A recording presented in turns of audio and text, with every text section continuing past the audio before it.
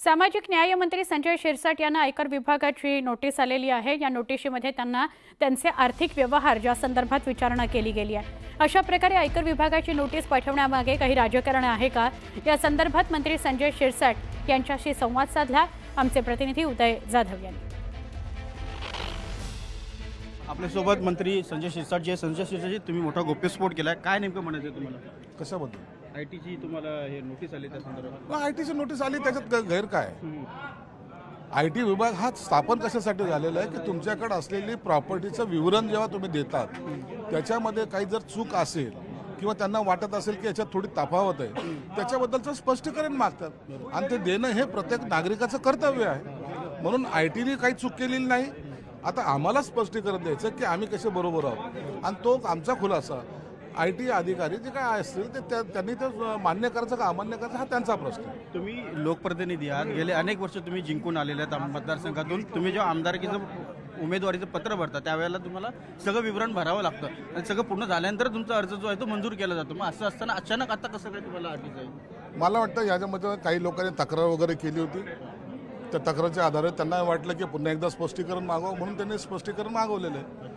आणि हे जे विवरण असतं शपथपत्रात आमचं सर्व आहे, पैसा कुठून आला, कसा गेला, कसा खर्च झाला किंवा असलेली संपत्तीमध्ये वाढ कशी झाली याचं सगळं विवरण दिलेलं आहे। आता त्याला पुन्हा स्पष्टीकरण असं वेगवेगळ्या पद्धतीने देऊन त्यांचं समाधान करणं एवढंच आमचं काम आहे। कोण असमाधानी आहे याच्यामध्ये काही राजकारण आहे का? नाही, राजकारणी लोक राजकारण करतील, परंतु विभागावर माझा कोणताही आक्षेप नाही आहे। त्यांनी त्यांचं काम करतायत। तुम्ही त्यांना सगळे सोपस्कार पूर्ण करणार? निश्चित त्यांनी दिलेल्या नोटिसीचं परिपूर्ण उत्तर आम्ही त्यांना देणार। कारण मीट्स हॉटेलचं प्रकरण गाजलं त्यानंतर आता पुन्हा तुम्हाला आयटीचं जर नोटीस आली असेल तर याच्यामध्ये काही राजकीय हितसंबंध किंवा राजकीय हितशत्रू असण्याची शक्यता आहे? अहो, शत्रू असतात, राजकारणामध्ये शत्रू नसतात असं समजून चालायचं कसं? म्हणून आपण त्याची काळजी करत बसण्यापेक्षा आपण चांगलं राहिलेलं बरं। म्हणून माझं कोणत्या याच्यामध्ये कोणता इन्व्हॉल्वमेंट नाही आहे आणि हे सगळं तुम्हाला काही काळानंतर स्पष्ट दिसेल। News 18 video journalist Umesh Govilkar, Uday Jadhav, news 18 Lokmat, Mumbai.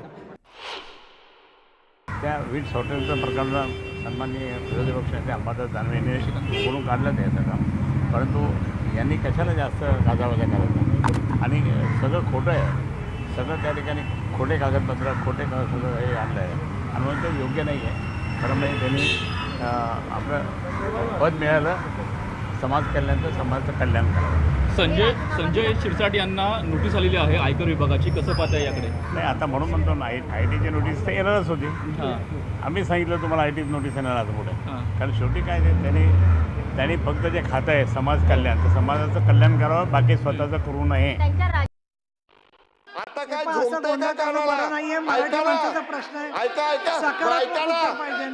ऐकून घ्या नाही असं बोलायचं नाही, शांत एक मिनिट सांगू का आम्ही काय करत होतो ते?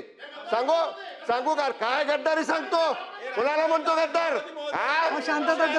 तुला दाखवतो यायला गद्दार कुणाला म्हणतो रे? काय गद्दार काय म्हणतो? 10 मिनिटांसाठी थांबवते। दरम्यान ज्या शब्दावरून परब आणि देसाईंमध्ये वाद झाला तो शब्द गद्दार हा शब्द विधान परिषद उपसभापती नीलम गोरे यांनी पटलावरून तो काढून टाकलेला आहे। अजिबात तुम्ही आरडाओरडा करून गोंधळ घालू नका।